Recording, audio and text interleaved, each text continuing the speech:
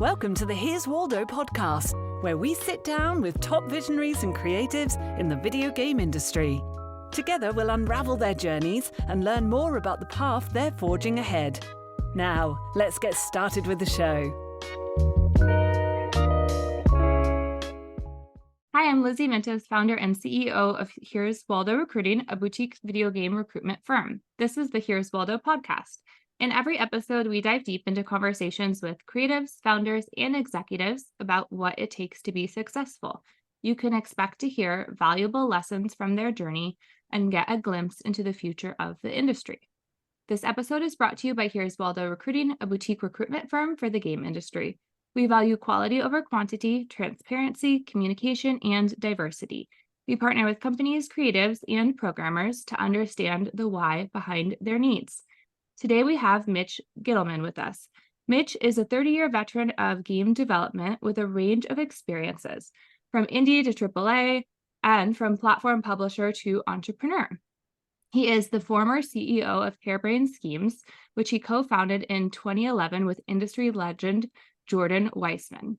Harebrained Schemes are creators of the Shadowrun trilogy, Battletech, and the Lamplighters League, which was released in October of last year. Mitch has led, produced, designed, and written high-profile games in a dozen different genres, was a founding member and studio head for Microsoft Games, and led the Xbox Live arcade business in its heyday. Let's get started. You missed that you were a stand-up comedian in your intro. Yeah, when you get this age, I had many lifetimes. I was a stand-up comic. I was an improvisational actor. I was a management trainer traveling around the Midwest. Past lives. You have lives. You have lives. But I like this one, and I'm glad that it's transitioning now. 30-year veteran. Hearing that was a little spooky. No, congratulations. You've done a lot. I want to start by talking about Harebrained Schemes. Can you tell me about just what made you start the company, how you came up with the idea, all the early days stuff? Yeah, I would love to. I love talking about Harebrained Schemes, especially how it was founded.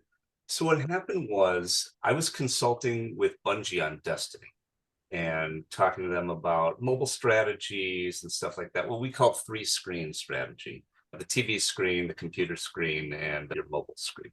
And so I was consulting with them. And at the same time, my former partner, Jordan, was pitching them a concept for a mobile game.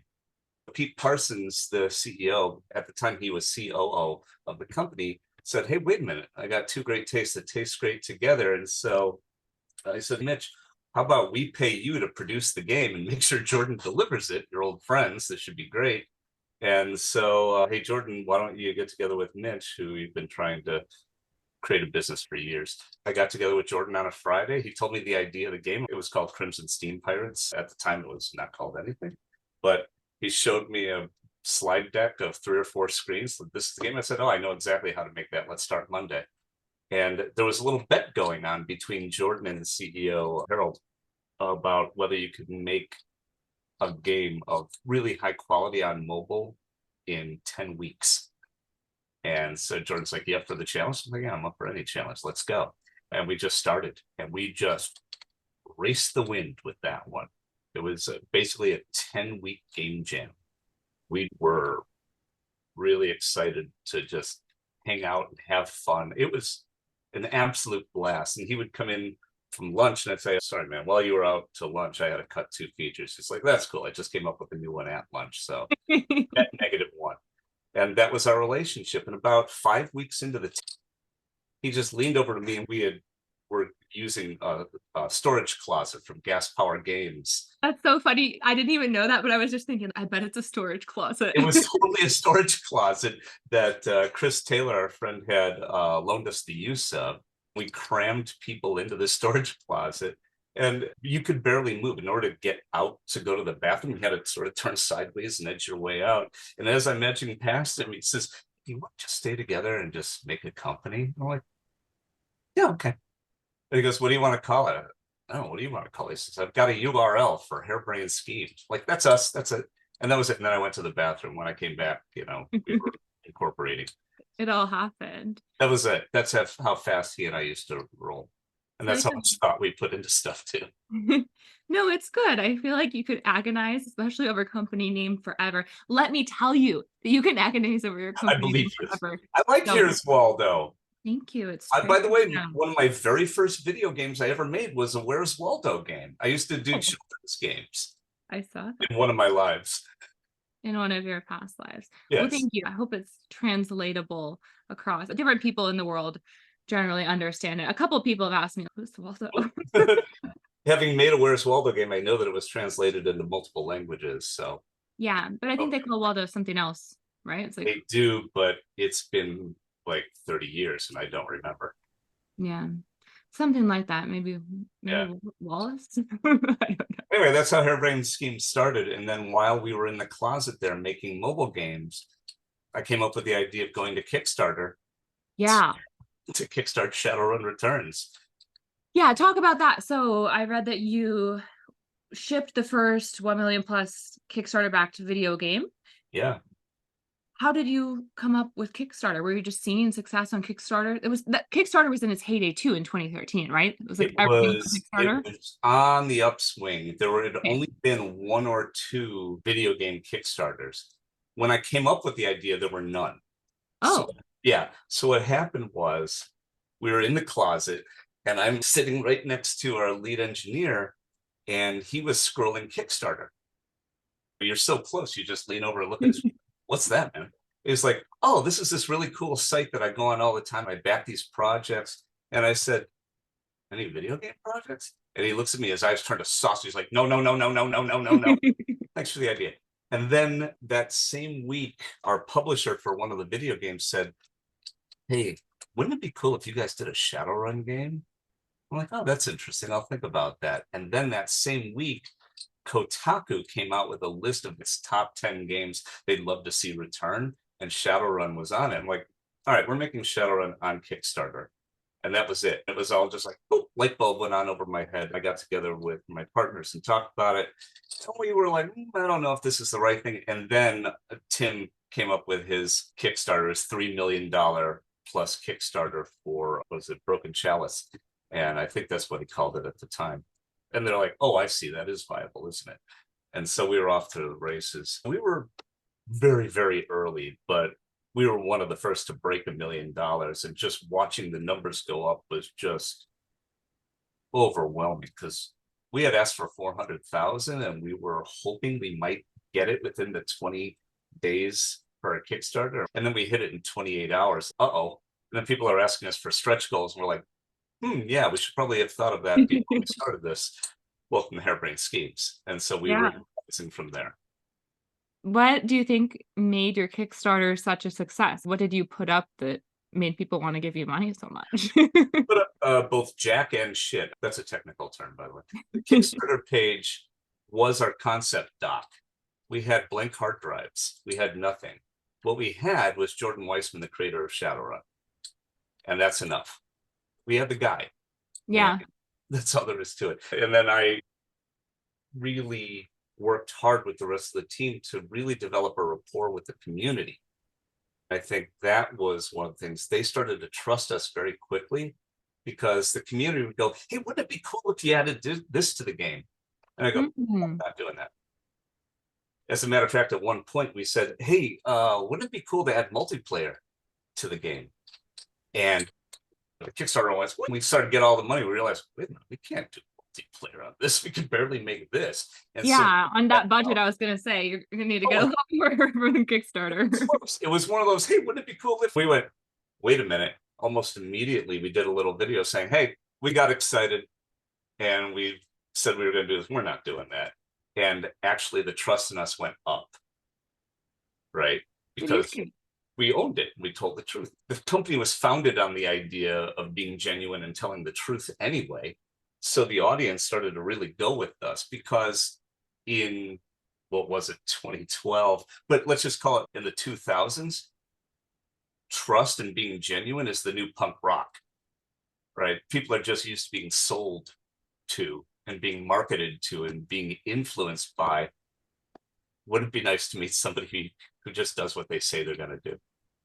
Hey, that's my business too. It's not rocket science, but most people don't do it. I'm like, wow, this is a really different experience.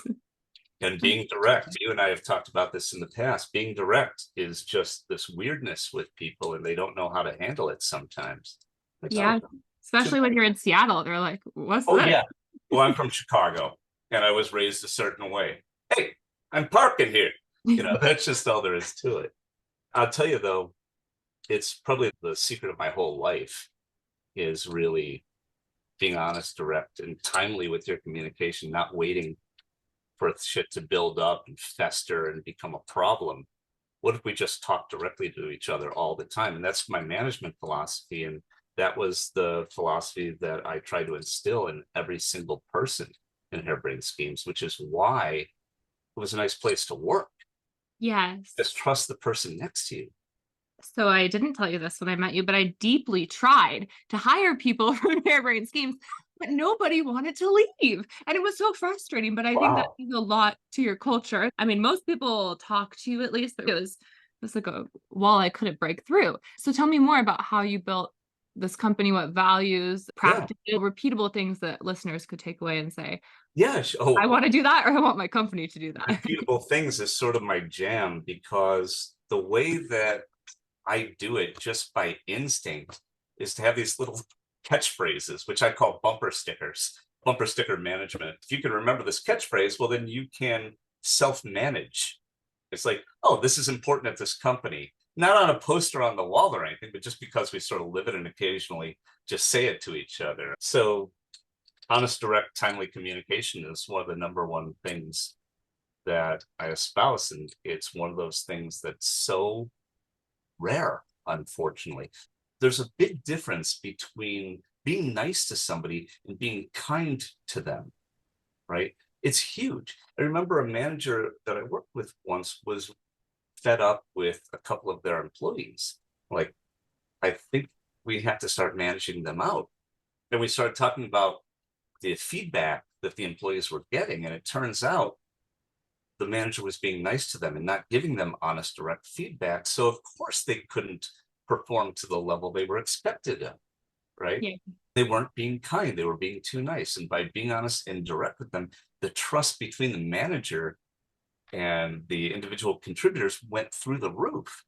Oh, now we're collaborating because we're actually talking to each other, not at each other. It's one of the very first things I ever learned in management, was to talk to people, not at them, which is kind of tough with a computer screen now. I feel like I'm talking at a screen. There you are. Yeah. When my first job, I worked at Nordstrom, which I built so much character. I sold to men who are always there because there's a pressing need that they Yes, always. found, like my wedding is tomorrow, Yeah. or generally their significant other has dragged them there, or maybe they saw a guy on an airplane and they need a shirt just like him. Yes. But I would always tell people, hey, that doesn't look good on you. Why don't you not buy that? Which is kind of the same thing, right? And then they're like, oh, okay, thank you for that feedback, because they're so used to being sold to. Right. And they're like, oh, well, what would look good? And then you just have a whole different conversation. Yeah, and it's a collaborative one, and people are happy long term. Yeah, that's really important. Okay, so you have your bumper sticker. What about There's a lot of them. what other bumper stickers do you have? One of the guiding principles for the leadership team of Harebrained Schemes, who are still doing it every day, I'm so proud of them. Their post-paradox planning and what they're doing with it, it fills me with pride to watch how they're going about doing things. But anyway, one of the guiding principles there is improvise, adapt, overcome. I'm sure you've heard that before. I'm not suggesting it's new, but I've lived that. That is, to me, the life of an entrepreneur. It's early days, right? Oh, well, now what do I do? Well, Yeah, all the time. it's like that Bruce Lee thing. You be like water. You just flow around the rock. You flow over rock. You have no choice. And I've said to people many times, it's amazing what people can do when they have no choice. One of the things we've always said is that we sort of paint ourselves into a corner and then punch our way out. And for me, that was joy. That can be hard on other people around you, right, who are looking for a nice, stable life. But in the beginning, that rough and tumble startup bootstrap, because we were using our own laptops. I was taking no salary, bootstrap until Kickstarter, where we could finally pay ourselves a little salary. You just do it. Yeah. You have no choice. Yeah. So you had $1 million from Kickstarter, or more than $1 million, 1.9. Yeah. Plus, but all that crap that we promised them we would send them if they backed us, Minus, it was yeah. not that great. Yeah. And how fast did you come out with your game? Now thinking about raising 1.9 with a small team to build a game, it's kind of a short window, right? Yeah. Door to door, from the time the Kickstarter closed to the time the game shipped, was 1 year. Okay. Wow. And we how shipped the game and an editor so people could make their own user-generated content all in a year. Because Harebrained Schemes had 2 speeds, fast and faster. options? Yeah. What do you want to work till 9 today or midnight today? Now, that's sort of a crunch culture that people obviously can't sustain and is bad for people. But for an entrepreneur in the beginning, when you're trying to make things happen, if people are on board with you and they understand what you're about, we never lied to people, said we're going to crunch our asses up and we're going to do this and we're going to make our own future. Okay, let's make our own future. That's the deal. You get out of it when you put into it. And then eventually we stabilized and we didn't crunch for years. Until we had to again, because you have to at some point. And it's almost always mismanagement. In this case, it was mine, usually, or somebody. It doesn't matter. The question is, do you own that? I know we're going into another topic completely, No, it's but but you have to own that stuff. Oh, yeah, I screwed that up. All right, well, here's how we're going to have to get out of it. And you lead from the front. It's a big deal. Yeah, I think that's really powerful as a leader to say, hey, I made this mistake. Yeah. Yeah. Honest and direct. Bumper sticker. Hey, so Harebrained Schemes was acquired by Paradox in 2019. True. And will spin out, or rather spun out. It's 2024. I keep forgetting. January 1st. Can you talk about the spin in and the spin out? Sure. The spin in looked like this. Paradox was the publisher for Battletech. And we developed a really positive relationship with our publishing team. A few of the execs that we had met, we hadn't met many because we're making a game. But we established a good relationship, and we realized that at the sort of size we were, which was, call it 55 at the time, we felt it was a little unsustainable to go forward. Things were changing. Just to give you an idea, when Shadowrun Returns came out on Steam, something in the neighborhood of 7,600 other games came out on Steam that year. When we shipped Battletech, 14,000 games came out that year, right? The business had changed, and we had to adapt to that. We needed sales, we needed marketing, and we needed help with business strategy too. So we wanted some outside viewpoints on it. And so we realized we needed more money. We went and we shopped around for equity investment, and we had 2 deals on the table with major companies that you've heard of. Yeah. And then with Paradox, who approached us and said, we're expanding. They just gotten a big influx of cash because they had IPO'd, and they were expanding their strategy, and they felt that we could be a part of it. So now we had 3 offers on the table, 2 for just money, where we would hire marketing people and stuff like that and build that own internal thing. That was a bit of work that we were looking at. Okay, we can do this and we'll go it alone. Or we can go with these people that have an established fan base, have salespeople, they've got ins with all of the platforms, etc. It felt like a smarter decision to go with them. And so that's how that happened. And everybody was really happy. That seemed like a good way to go. There was a new C-suite at Paradox. So there was a whole bunch of fresh new thinking in there that was attempting to expand the business in different directions, adjacent markets to the one they had. And so we were part of that. That's the spin in at a high level and at the beginning. Now the question is, how do you acquire a company? Yes. That's the fun part. How do you acquire a company? I've been acquired twice.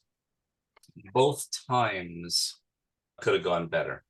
And the major reason, both times, the companies I was at were the first or second company to be acquired, and they were cutting their teeth on us. If you're being the ones being teeth cut upon, it hurts. It's hard because people don't know how to do it. And the other company was Microsoft. So that's a major company. They still didn't have a good plan for how to do it. And no disrespect, at the time, I was really pissed off. I was young. Like when you were a hothead, right? Once upon a time. My family would tell you that hasn't changed that much. But yeah, I spent a little time being pissy. So I learned there's some more proactive ways of doing these things and understanding the organizational structure you're moving into, setting expectations early. How's the management chain work?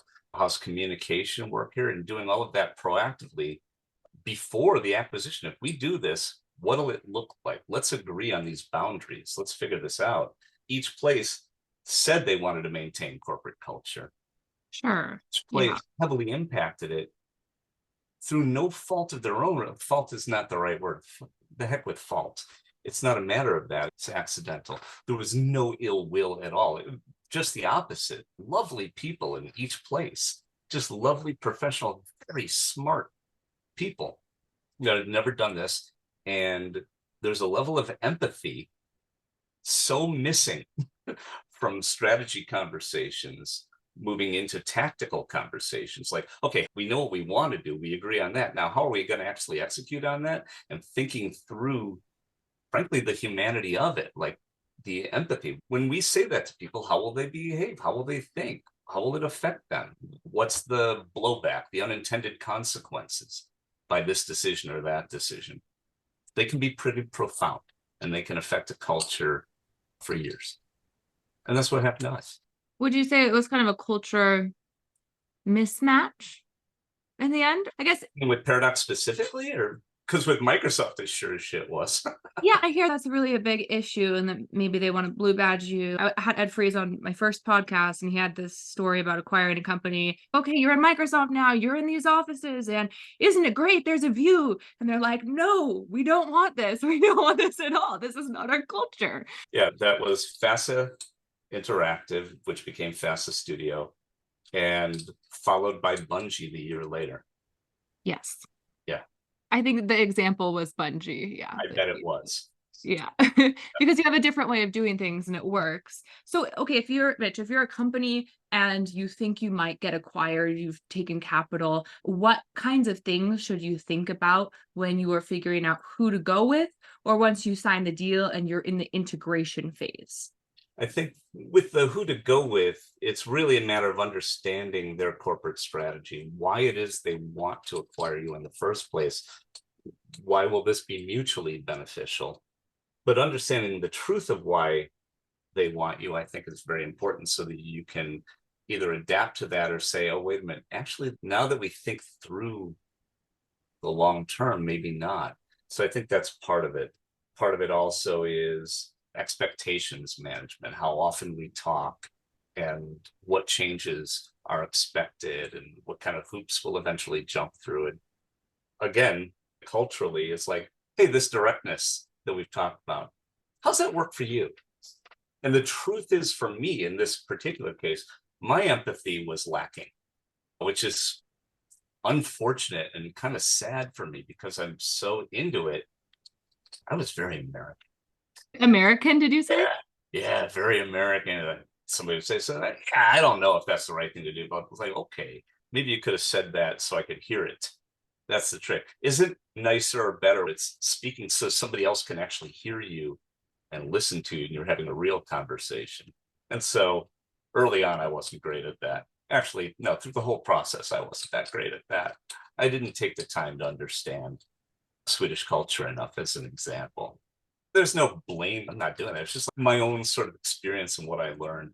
But anyway, at a high level for other businesses, I think really getting a sense of stakes, how much runway you have realistically, et cetera, is very important. Games are rough to predict.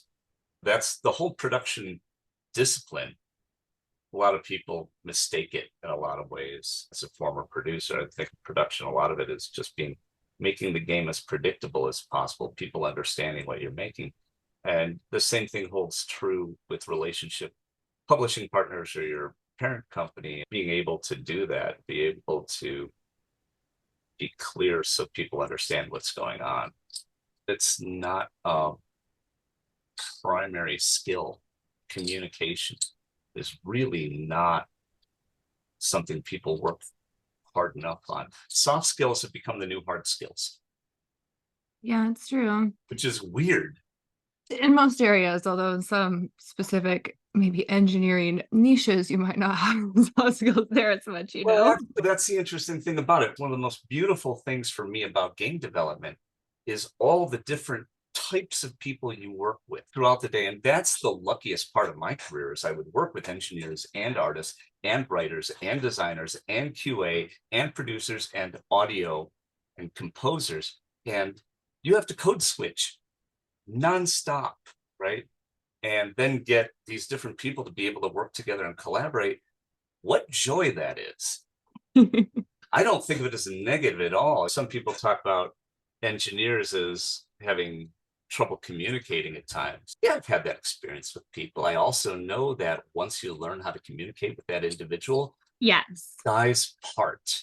Yeah, it's amazing. Just like anything, you just like, what is this person interested in? What do they really like? And how can you talk to them about that and figure out their what really matters to them? Yeah, it's a fun puzzle. That's my favorite puzzle, really. And how they want to be managed, how they want to be spoken to. It's nothing but joy. That part of the job. It's nothing but joy. You're the perfect person for it. Tell me about conducting a layoff in a humane way, because that is something so many companies have faced lately or are going to face, and probably something most entrepreneurs will face. Yeah, it's unfortunate and true. And I've presided over, well, too many. One is too many, but I've presided over several. And I've learned a couple of super valuable lessons. And it goes right back to that original statement, empathy, right? It's critical because you have the ability to have a major impact on someone's life. Look, the layoff is going to happen. There's business reasons why it's happened. And so the way you conduct yourself and the way you treat people determines whether they walk away with their self-esteem intact. And how could you not care about that? I don't get it. It affects your business in the future, how they talk about you, whether you'll ever be able to attract quality people to your company again, right? And whether maybe you can get them back when business is right. So I find it incredibly important to execute a layoff, if you're going to do it, as end-to-end planned as you possibly can. You do not half-ass the layoff, right? It's not like, oh shit, we got to do a layoff. Well, the best thing to do is to tear off the Band-Aid, which is true, except they just rush into it and then they cut off everybody's network access and send them an email. Midday. Yeah, midday. Yeah. Usually when they're at lunch. So one of the first things that I've always done is attempted to do the layoff when I knew every single person would be in the studio and available for a face-to-face conversation, or at least in this case, now a Zoom conversation where we could all look each other in the eye and talk about it, explain the reasons, and later on do a Q&A. I'll get to that in a second. So trying to get it so everybody was available. And unfortunately, with the last layoff that we did at Harebrained Schemes, we found a day where it's like, oh my God, we got it. Everybody's going to be here and we can really do this right. And then there was an unfortunate delay just due to some logistics, legal, that kind of thing. And we had to put it off by a couple of days. And so unfortunately, a few people were out of the office and had to read it by email. But the way that we chose to do it, I chose to do it, was I texted all of them personally and said, I'm sorry to interrupt what you're doing, but please check your mail. And if you need to talk, I'm available, right? That kind of thing. So that was important. Again, doing it early in the morning so people aren't spending the whole day and wondering, why did they do that? I just put in time working on something stupid. That just doesn't make sense. I wasted my life. So doing it early, scheduling it so that people understand what's going on. The last time we scheduled one, the name of the appointment was Bad News, and sent it out about an hour before the meeting. So everybody walked in knowing we're not going to walk in and joke around like we usually do. And hey, good times. Okay, I got something for you. And unfortunately, it was the worst kind of news. But then walking through your messaging also, and I hate the word messaging, but it's what it is. It's like making sure that you have in a bullet pointed way all the steps that led to this layoff and why it's occurring, right? And hopefully, if you've done your job right, they have seen something like this coming for a while, and it's bad and it's sad, but it's not a shock. Yes. If you can get it. So that's the other thing. There's plenty more other things. But yeah, walking through the logic and how it affects them, telling people the truth about how you feel about this is important, bringing the humanity to it, not belaboring it also. Here's the information. This is going on. Everybody that's affected, we're sending you a link right now to the next meeting where we will explain the logistics of how this works. We close it out, went to the next meeting. In the next meeting, here's all the logistics on exactly how this is going to work, all the dates, all the times, and then follow up in email immediately with everything I just told you. But God forbid you could actually comprehend it. Yes. Because right now it's like I've lost my job and I've lost my culture. I've lost my community. Everybody's in a state of shock, including the people doing the layoff. Let's be clear about that too. It's rough on everybody, even, for lack of a better word, the guilty parties. Everybody's human in this, right? So do that and then let the dust settle. Let the dust settle. People are going to go to lunch. People are going to talk. People are going to be slacking back and forth, but then available all day for questions, right? But at 3:00 this afternoon, we're going to have a Q&A for the affected people, for the people who are being retained. Okay.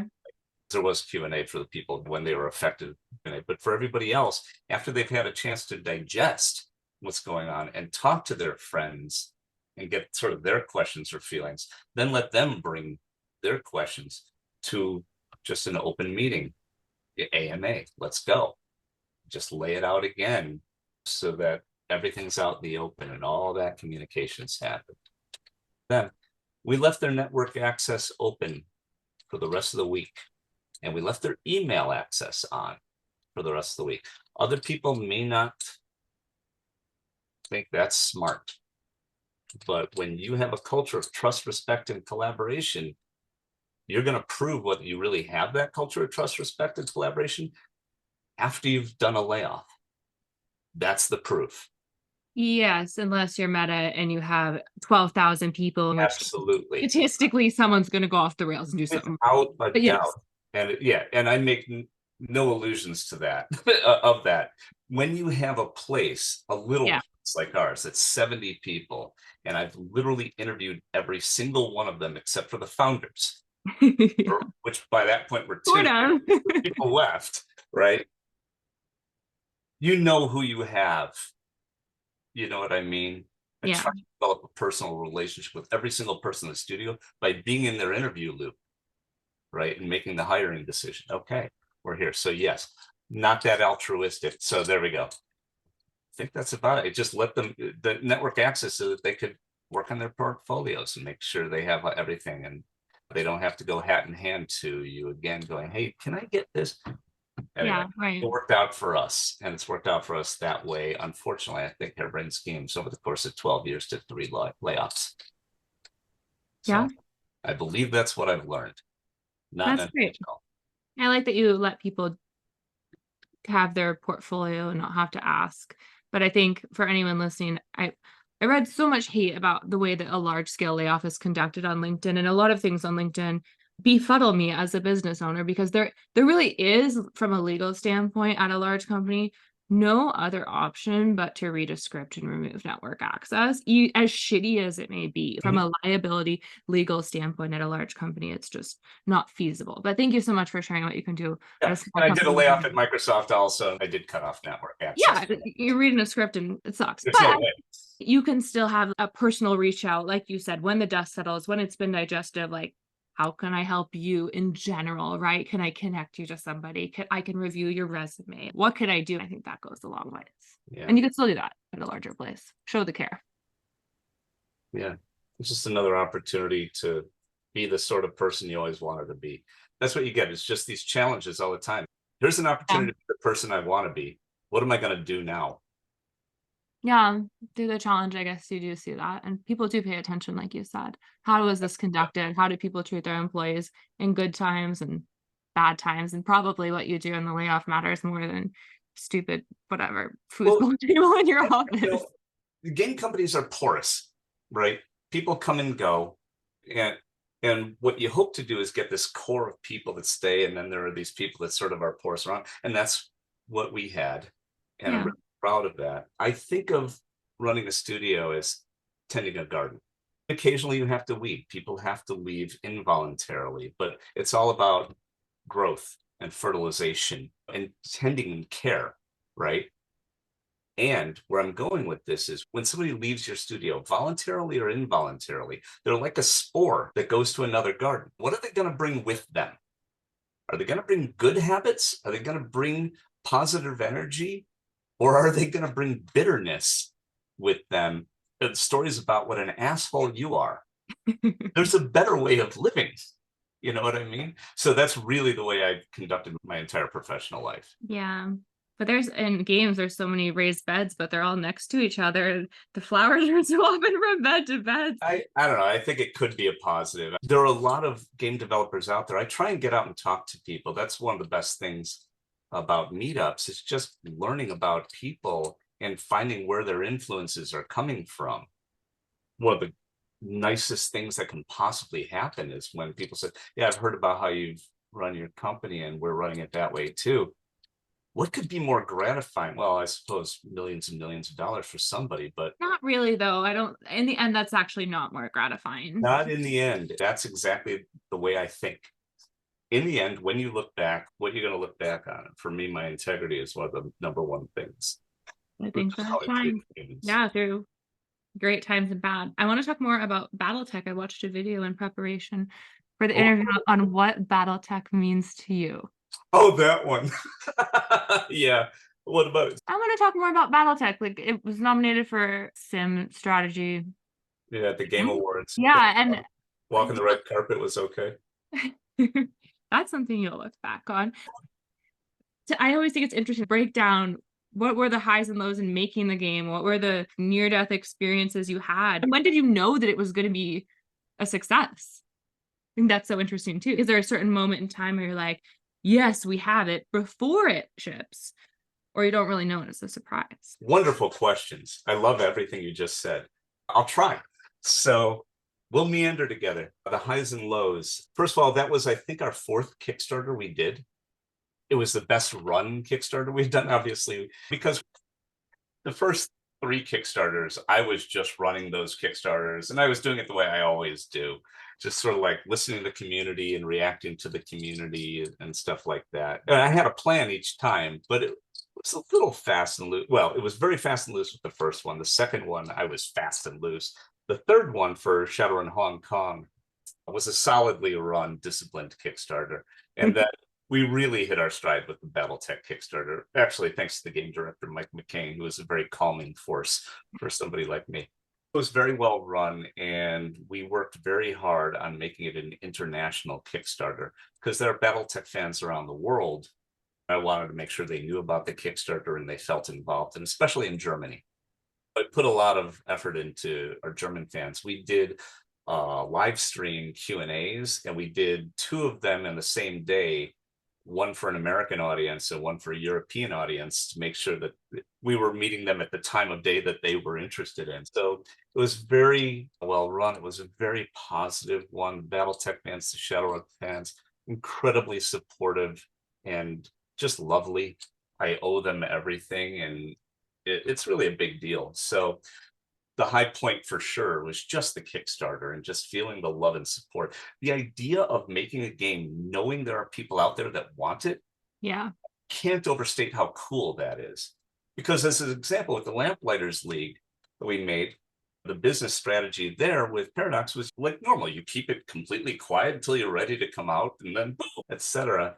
And so for years, we're making it without anybody know what we're making and stuff. The joy of working for your audience is missing. So that Kickstarter thing, people that do early access, I just adore, because they're actually interacting with their community and being part of the community. I dig it. Anyway, that's a high point for me without question.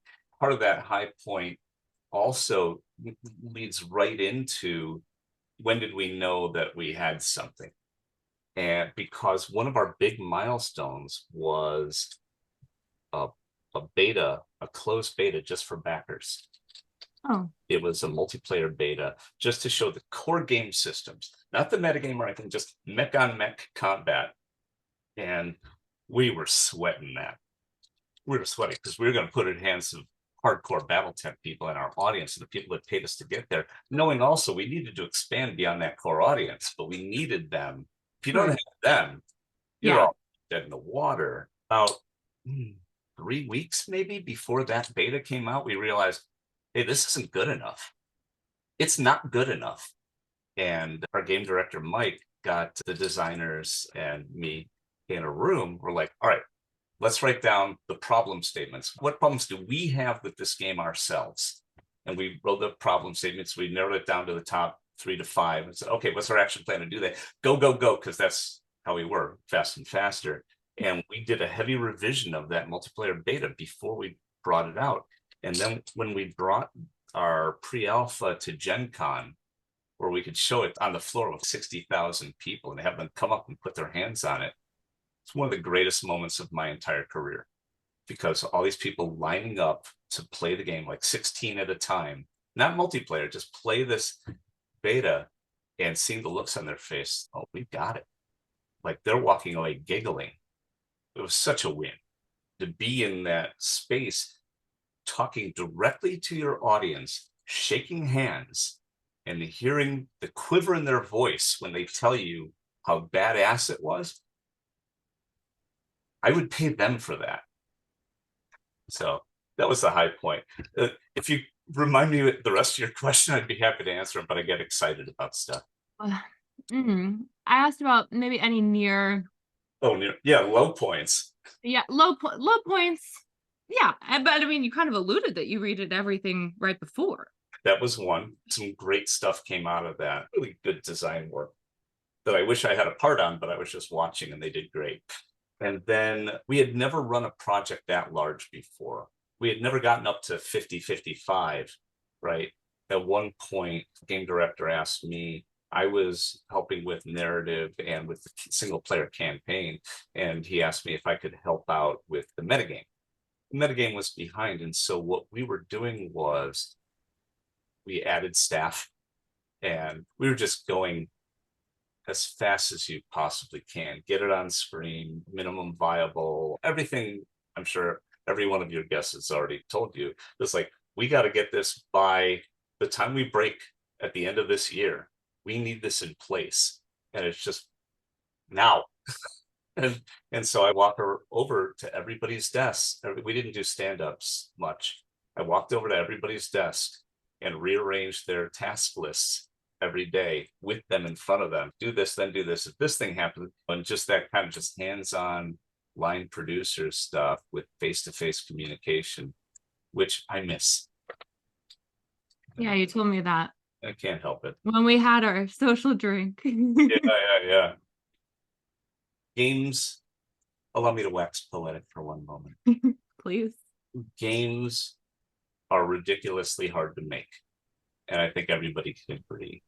What people don't see is that over the course of the last 30 years, they feel like they've gotten exponentially harder to make. Every year it's a new technology you're chasing, or the changes in digital. It's like, okay, now everybody can make a game. There's 12,000 games coming out, 14,000 games coming out, etc.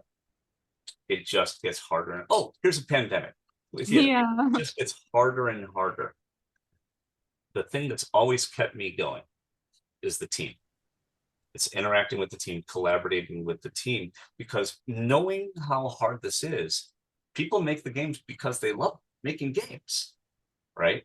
So every single game made, that may be an overstatement, is an act of love for some people. The vast majority. It's an act of love. Who doesn't want to be a part of that? That's what kept me going, solving a problem and feeling the relief from the rest of the room when the problem is solved. it's very hard for me to feel that relief, feel that love, feel that collaboration on a video screen. It just is. And I know the value of working from home. I feel the value of working from home. My dog feels the value of me working from home. Something was greatly lost for me. And some of that love and some of that joy was lost without that direct human connection. Knowing full well the absolute value of working from home, especially for people who aren't like me, right?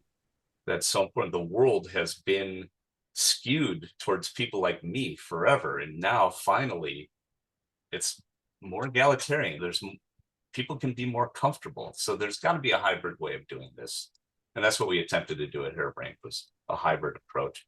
And that had to go through more iteration before we got it right. I think we could have gotten that. Yeah. So I did a survey on my LinkedIn network, which is large and mostly senior people I remember engaged. seeing it, yeah. 3% of 700. I mean, what is this data point? It's just a single point, and it's not what all the averages are, but Sure. 3% people said they wanted to be in office full time. Were those people that you talked to management or employees or a combo or? I could look into it. It would be high level people in games, senior through exact. But that's also, it is different, right? The more junior people want to be in office, and it's a different setup. But a lot of people said they wanted to be hybrid, but then the question is like, well, what does that actually mean? So what was the ideal hybrid model that you landed on or ended on? Not ideal, but 2 days a week, Tuesdays and Thursdays. We did a survey 2 or 3 days a week. They're like, two. Two. When you do a survey, that's a real problem, because the survey will say things that executives don't want it to say. Especially if you publish the results of your survey, it's very possible. 83% want this, and the executives say, we're not doing that. But 83% of the people said that. But we were committed. I needed to hear it in an anonymous, data-driven way. Right? Yeah. And people feel, I mean, they are more valued, right? You're asking them what they want instead of just telling them that you're going to move. Well, look, Cupertino. We can't pay what Bungie pays. We couldn't pay what Microsoft. The competitive edge for a small company is humanity. Humanity, flexibility, impact, speed, treating your people well. I talked to so many startups about this. Yes. You're requiring all these things, your pay is lower, right? So what can you flex on? What can you do that a big company can't do? Yeah. Care, that's free, that's easy. Like empathy and caring is the new punk rock, which is just stupid. But so anyway, where were we? Okay, you had 2 days a week. Oh yeah, 2 days a week. Then I said, which 2 days? And they said Tuesday and Thursday. All right, Tuesday and Thursday. Okay. But then it's not required still. That's what we did. At least everybody's there at the same time and collaborating. What people complain about is having to go in mandated days only to be on Zoom with other people that are in a different location. That would be really frustrating. Yeah. If I were an employee, which I was an effective employee, but I didn't really follow the rules, I definitely wouldn't have done that. Yeah, no, I get it. It was I wouldn't have done the Zoom thing. Need it. The people who need it, it's there. And so out of 70 people at peak, we were like 30 came in. Yeah, but at least they have the option and the flexibility. Right. You did have to crowd in to a conference room with people on Zoom sometimes, but then how to do that well? Yeah, it's hard. There are a lot of additional. It's not the same. What's your act 3? Everybody wants to know. Yeah. Right now, I don't know exactly. Act 3 for me is exploring and figuring things out and seeing all of the skills that create a video game are transferable, right? The number one reason why video game development is so addictive, because it's stupidly hard. We've just established that. Why do that for 30 years, especially as an entrepreneur? But it's that joy of creation. And it's the unique problem-solving opportunities. There's nothing but interesting problems all day, every day. For somebody like me, it's human resource problems, it's logistical problems, it's production problems, it's design problems, it's narrative problems, it's interpersonal, it's management problems. And somebody say that's overwhelming with the problems. Yeah, not for me, it wasn't. I just ate it up, right? Because my brain was clicking nonstop. And the faster the flywheel went, faster the flywheel, I was smarter, the more problems that I had, which caused you also to redline your tachometer too, to the point where it's like, you're flying fast, but that also was joy.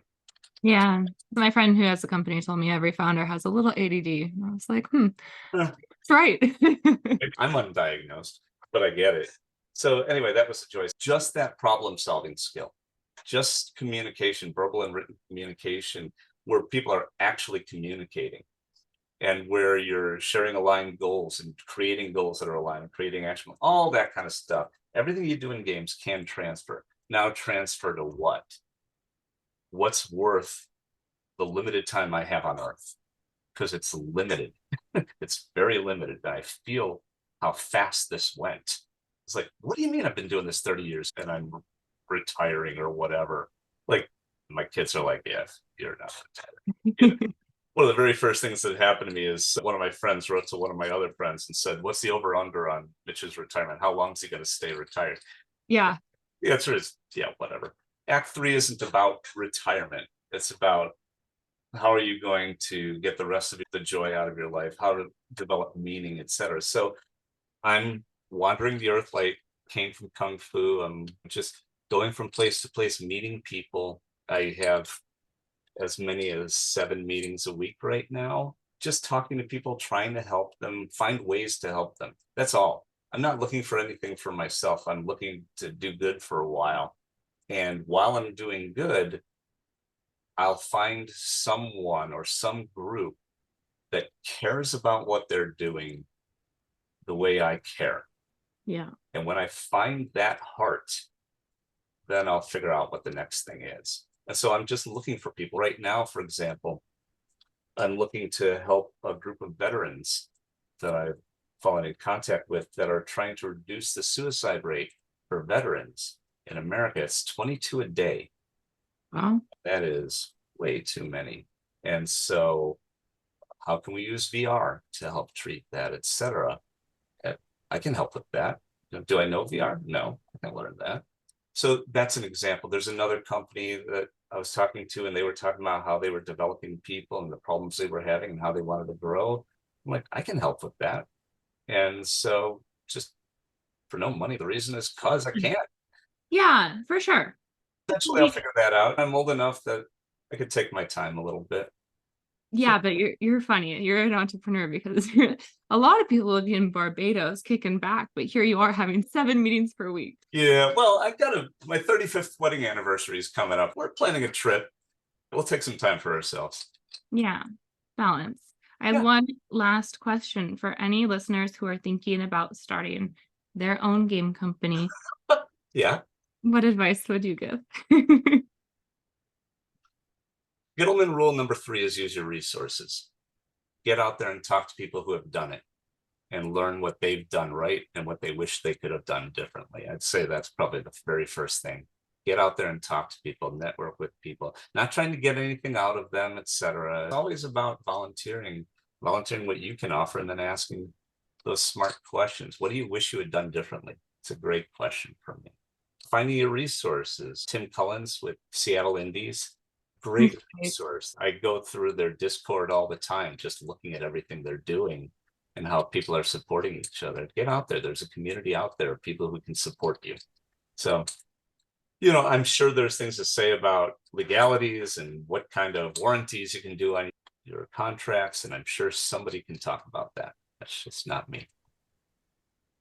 Finding the people that you want to work with is the most important thing I can think of. After all these years, people from small to large companies, whenever I talk to them, they all say the same thing. I want to work on cool shit with cool people. That's all that matters. Yeah. Okay. Finding those cool people is critical, and learning how to do it and what questions to ask. Interviewing skills, so critical. But don't just get in bed with somebody because they're good at their jobs and they're assholes. Yeah. Then your life is dealing with assholes. That'll be in my book. I can't wait for it to come out. Find good people, give back, and talk to as many people as you can. And be kind. And be kind. Yeah. And be authentic. But that just sounds like just bullshit, non-business. No, I think there's rules of life and business that all translate. And those are some. I hope other people feel the same way you do. Thanks. You're welcome. I talk to all kinds of people all the time. Yeah, What did you talk to a whole do? bunch of my best friends. It's so bizarre.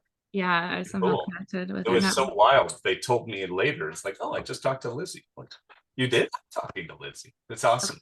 I love talking to people. Got nice taste in people from my perspective. Oh, thank you. Yeah, I like to talk to Jordan Weissman a lot. I told you, I was like, right away, his humor is just like Mitch's. And I was curious if that was just you had just had this humor on your own, or you just were spent so much time with each other that you kind of unified. Both and neither. We're kindred spirits, and we Yeah, were immediately attracted to each other. It's just I could it's see like that. it's like a vaudeville act. I don't know, Abbott and Costello or something like that. It just worked from the very beginning. It just Okay. yeah, just natural. Very cool. Great Special partner. to find someone. Yeah, and you were with them. Yeah, he taught me how to be a partner. That's awesome. Thanks for mentioning his name. It's nice to be able to say something so nice about somebody who's accomplished so much actually being a good person. That's nice. Oh, nice and rare and Yeah. so wonderful. Yeah, the whole package. Those are the people that you want to be with. Yeah. Someone who doesn't tell you right off the bat what they've done, you kind of have to find out. And you're like, oh, that's always the best for me. Yeah, I get it. Good talking to you. I hope to see you again soon. Yeah, we've been talking to Mitch Gitelman, who co-founded Harebrained Schemes and is now exploring his third act. Mitch, where can people go to contact you or talk to you? I'm on LinkedIn. I check LinkedIn all the time. Go ahead. Reach me there. I think that's the best way. Gitelman. Gitelman, right? Yeah. Nailed it. Thank you. Badass. All right. Talk to you, Lizzie. Thanks. Thanks so much for listening to the show this week. To catch all the latest from Here's Waldo, you can follow us on LinkedIn. Be sure to click subscribe to get future episodes. We'll see you next time.